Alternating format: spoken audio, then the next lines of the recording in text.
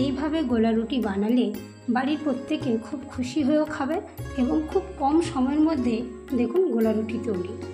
গোলা রুটি বানানোর জন্য আমি নিয়ে নিলাম 200 গ্রাম ময়দা, খানিকটা ভিজিয়ে রাখা সুজি, কুচনো গাজর, কুচনো বিনস, কুচনো ধনেপাতা, কাঁচা লঙ্কা, পরিমাণ মতো নুন।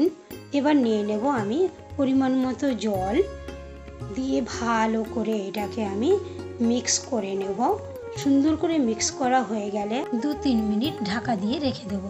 আমি 1 চামচ তেল, এবার এটাকে ভালো করে আমি এইভাবে ছড়িয়ে নেব তেলটা।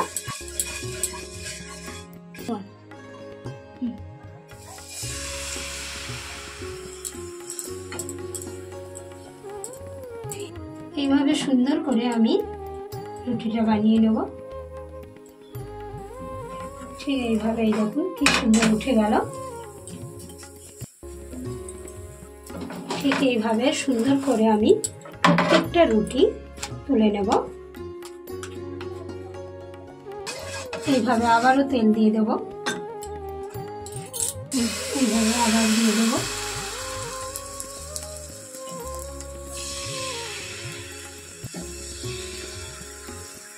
সুন্দরভাবে একটা একটা করে বানিয়ে ফেলবো আমরা গোলা রুটি। কি সুন্দর উঠে যাচ্ছে, ওই জন্য 1/2 চামচ বা 1 চামচ তেল আমরা দিয়ে দিচ্ছি। ব্যাস।